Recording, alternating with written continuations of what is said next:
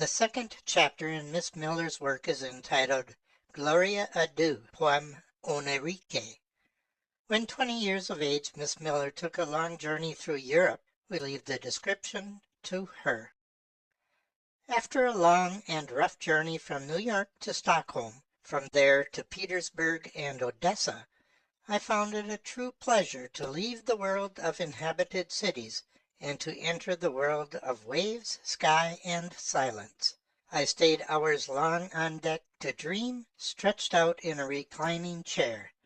The histories, legends, and myths of the different countries which I saw in the distance came back to me indistinctly blended together in a sort of luminous mist, in which things lost their reality, while the dreams and thoughts alone took on somewhat the appearance of reality. At first I even avoided all company, and kept to myself, lost wholly in my dreams, where all that I knew of great, beautiful, and good came back into my consciousness with new strength and new life. I also employed a great part of my time writing to my distant friends, reading and sketching out short poems about the regions visited. Some of these poems were of a very serious character. It may seem superfluous, perhaps, to enter intimately into all these details. If we recall, however, the remark made above, that when people let their unconscious speak, they always tell us the most important things of their intimate selves, then even the smallest detail appears to have meaning.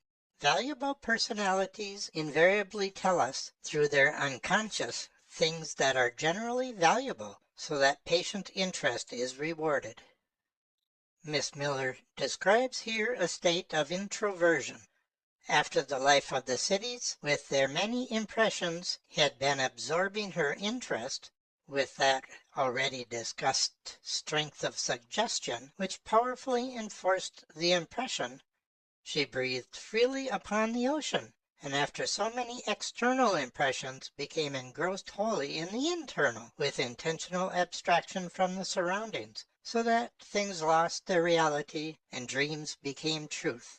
We know from psychopathology that certain mental disturbances exist, which are first manifested by the individuals shutting themselves off slowly, more and more from reality, and sinking into their fantasies, during which process, in proportion as the reality loses its hold, the inner world gains in reality the determining power.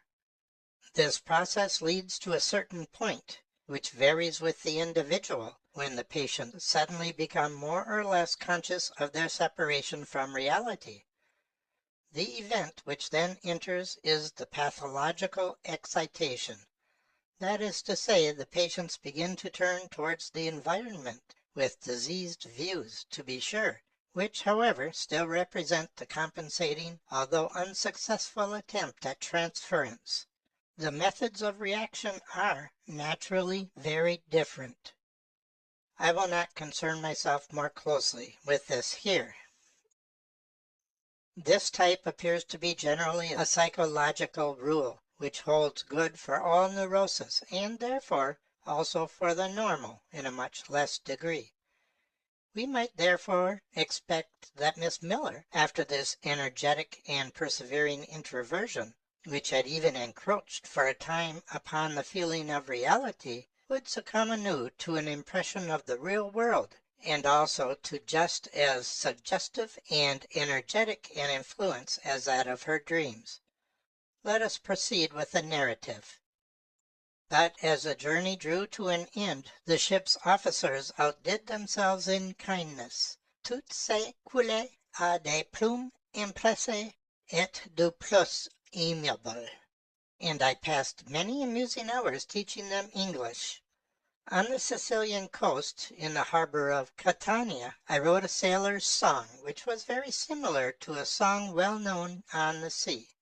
Brine, wine, and damsels fine.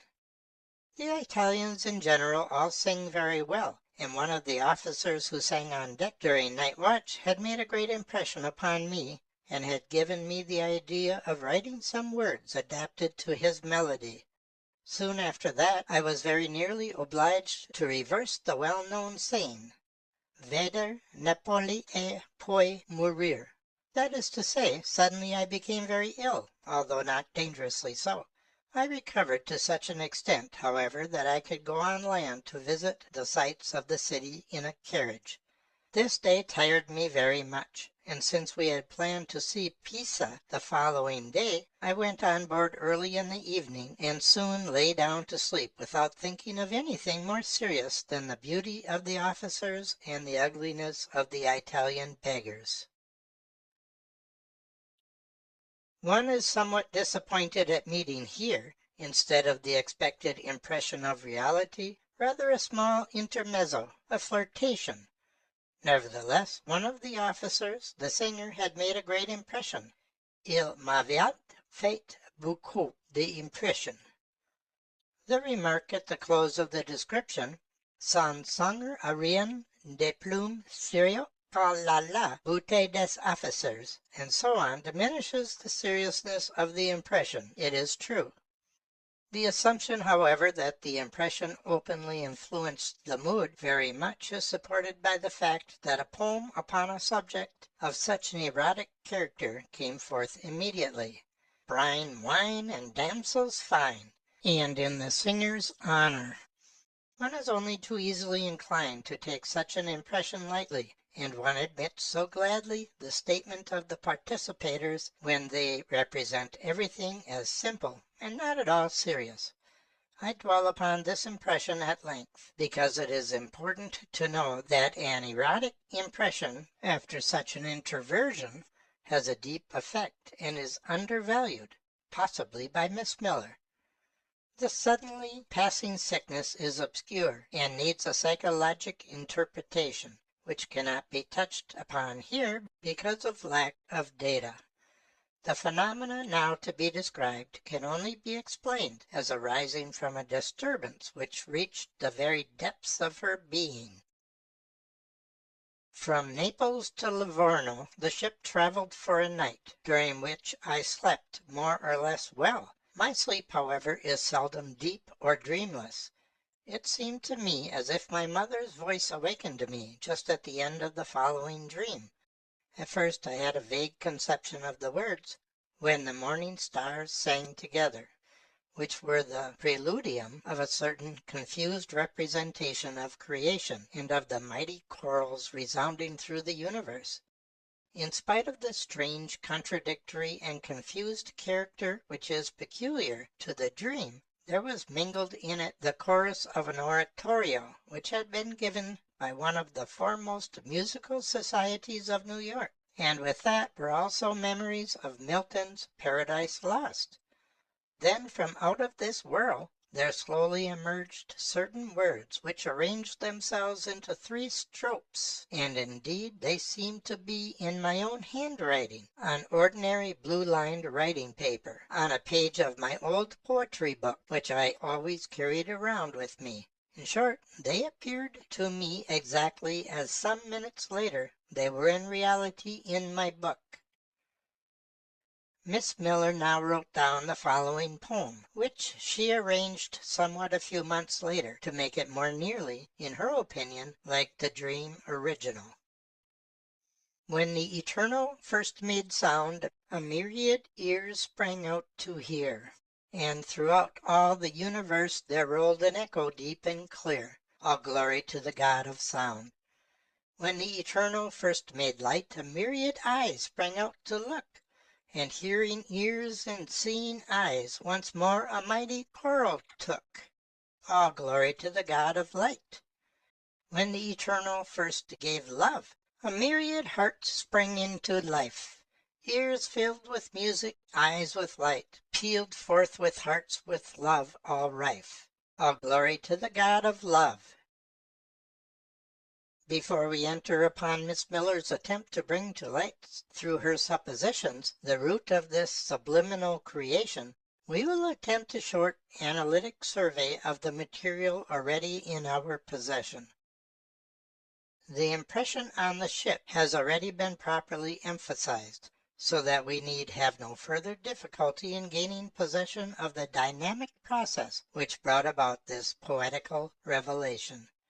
It was made clear in the preceding paragraphs that Miss Miller possibly had not inconsiderably undervalued the importance of the erotic impression. This assumption gains in probability through experience, which shows that, very generally, relatively weak erotic impressions are greatly undervalued. One can see this best in cases where those concerned, either from social or moral grounds, consider an erotic relation as something quite impossible. For example, parents and children, brothers and sisters, relations, homosexual, between older and younger men, and so on. If the impression is relatively slight, then it does not exist at all for the participators.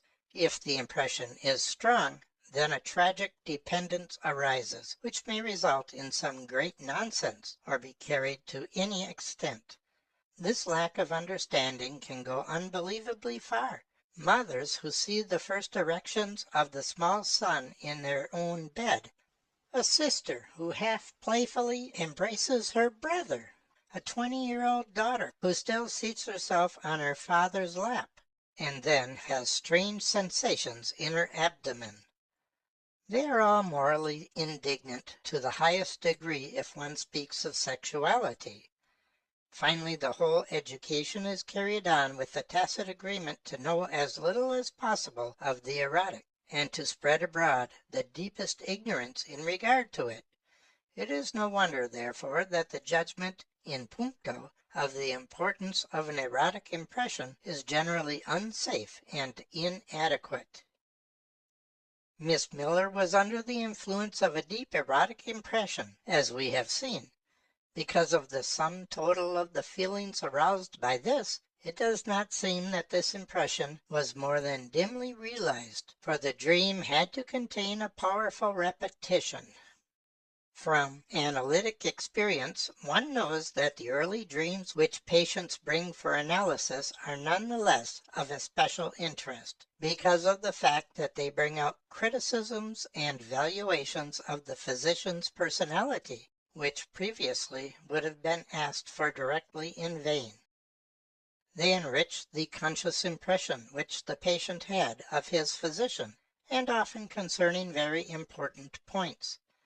They are naturally erotic observations which the unconscious was forced to make, just because of the quite universal undervaluation and uncertain judgment of the relatively weak erotic impression. In the drastic and hyperbolic manner of expression of the dream, the impression often appears in almost unintelligible form on account of the immeasurable dimension of the symbol. A further peculiarity which seems to rest upon the historic strata of the unconscious is this, that an erotic impression to which conscious acknowledgment is denied usurps an earlier and discarded transference and expresses itself in that. Therefore, it frequently happens, for example, that among young girls at the time of their first love, remarkable difficulties develop in the capacity for erotic expression, which may be reduced analytically to disturbances through a regressive attempt at resuscitation of the father image, or the father imago. Indeed, one might presume something similar in Miss Miller's case, for the idea of the masculine creative deity is a derivation, analytically and historically psychologic, of the father imago, and aims above all to replace the discarded infantile father transference in such a way that for the individual the passing from the narrow circle of the family into the wider circle of human society may be simpler or made easier. In the light of this reflection we can see in the poem and its preludium the religious, poetically formed product of an introversion, depending upon the surrogate of the father imago. In spite of the incomplete apperception of the effectual impression, essential component parts of this are included in the idea of compensation, as marks, so to speak, of its origin. Pfister has coined for this the striking expression, law of the return of the complex. The effectual impression was that of the officer singing in the night watch, when the morning stars sang together. The idea of this opened a new world to the girl, creation. This creator has created tone, then light, and then love. That the first to be created should have been tone can be made clear only individually, for there is no cosmogony except the gnosis of Hermes, a generally quite unknown system, which would have such tendencies. But now we might venture a conjecture, which is already apparent, and which soon will be proven thoroughly, namely, the following chain of associations. The singer, the singing morning stars, the god of tone. The creator, the god of light, of the sun, of the fire, and of love. The links of this chain are proven by the material with the exception of sun and fire, which I put in parentheses, but which, however, will be proven through what follows in the further course of the analysis. All of these expressions, with one exception, belong to erotic speech. My God, star, light, my sun, fire of love, fiery love, etc. Creator appears indistinct at first, but becomes understandable through the reference to the undertone of eros, to the vibrating chord of nature, which attempts to renew itself in every pair of lovers, and awaits the wonder of creation. Miss Miller had taken pains to disclose the unconscious creation of her mind to her understanding, and indeed through a procedure which agrees in principle with psychoanalysis, and therefore leads to the same results as psychoanalysis. But, as usually happens with laymen and beginners, Miss Miller, because she had no knowledge of psychoanalysis, left off at the thoughts which necessarily bring the deep complex lying at the bottom of it to light in an indirect, that is to say, censored manner. More than this, a simple method, merely the carrying out of the thought to its conclusion, is sufficient to discover the meaning. Miss Miller finds it astonishing that her unconscious fantasy does not, following the Mosaic account of creation, put light in the first place, instead of tone. End of Hymn of Creation, excerpt by Carl Jung, translated by Beatrice M. Hinkle.